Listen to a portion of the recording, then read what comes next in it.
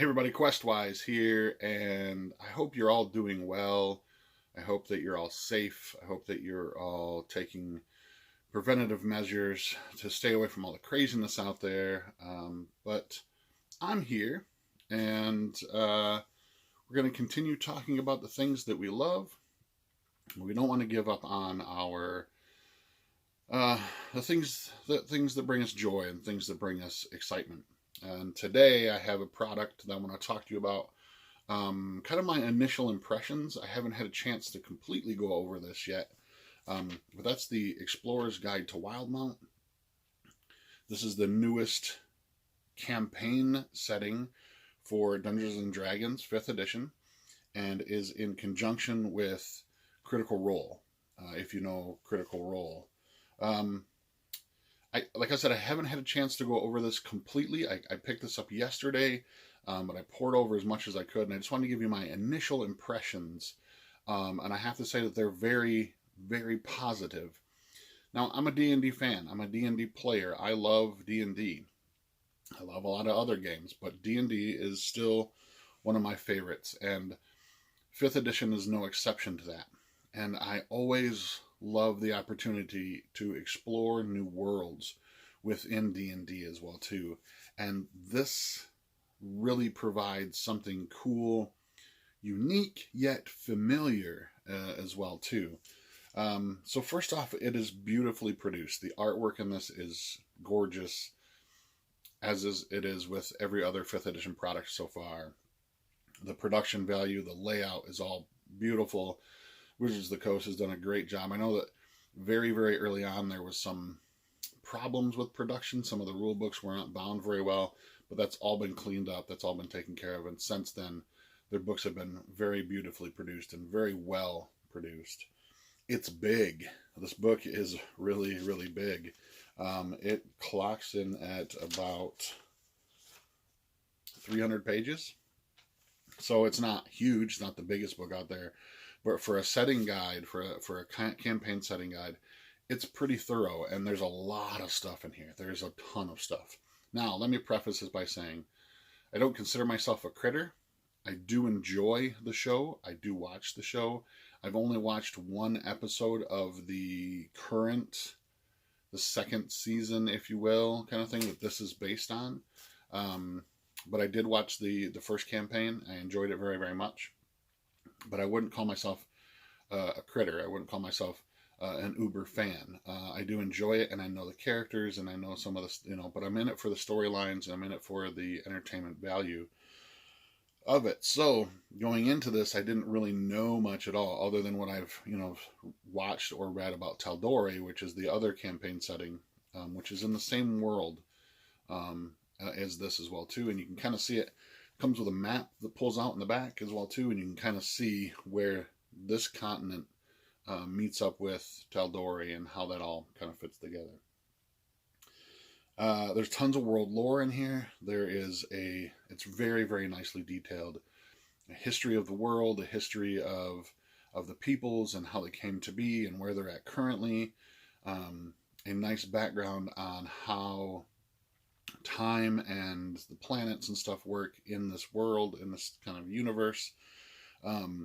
It's very well detailed when it comes to different regions and the lore and history and the things that have led up to the current kind of point.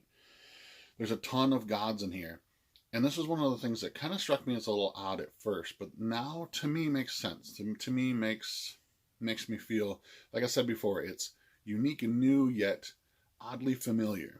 So there are a lot of gods in here that are unique to the setting, but there are also a lot of gods that are drawn directly from Dragonlance. From Forgotten Realms, from Greyhawk. So we have things like Vecna and Bahamut, Tiamat, a lot of those gods that are sort of ported in from other campaign settings. And at first I was like, that's kind of odd. But the more and more I read through it, the more and more I started to think about it. The true gods would be known across the cosmos, right? The true gods would not change from planet to planet and kind of setting to setting.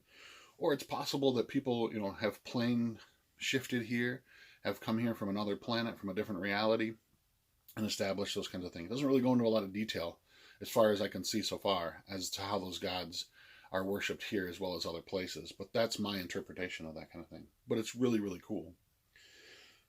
There's a ton of new races. Well, not new, but there's a ton of races available to you in this campaign setting. So all the classic ones, as well as a few, like unique subclasses, like the pallid elves. Those, kind of things, subclasses to certain things that are unique to Exandria. I guess Exandria.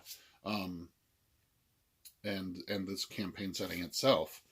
But there's also a bunch of other ones from different places. So from Volo's Guide to Monsters and from Tomb of Annihilation and that kind of stuff. And what I really appreciate about this is that all of them are reprinted in this book. So the Tortle, the Tabaxi, the Kenku, rather than having to go and own the other books, which I own most of them, but and having to flip and reference to another book, they're all reprinted in here, so it's all available for you right here. And there's not that feeling that I have to go buy another book to get these races that they talk about in here. I don't have to go reference another book to try to find these races in here as well too. So they're all reprinted, and I highly, highly appreciate that as well too. There's also some new sub-races, like I mentioned. There's also the ability to play orcs and goblinoids and that kind of stuff in this as well too. There's new magic. I always love when there's new magic. And I'm not going to go too much into the magic because I want to do a separate video on that. If you watched any of my other videos before, you know that I love magic and magic systems in role-playing games and the ways to play magical characters and that kind of stuff. And there's some really, really cool, interesting stuff in here. So I'm going to do a completely different video based on the magic and the magic systems that are introduced into this. And how they kind of connect and blend in with the current 5th edition magic and stuff as well too. I noticed in the introduction that it talks about how divine magic and arcane magic came to this world, and it's a very, very cool thing. But that'll be a video for a different time. It's going to be kind of a spoiler video, so if you don't want to know about it when I explore it yourself, I'll let that video sort of be its own sort of spoiler type thing.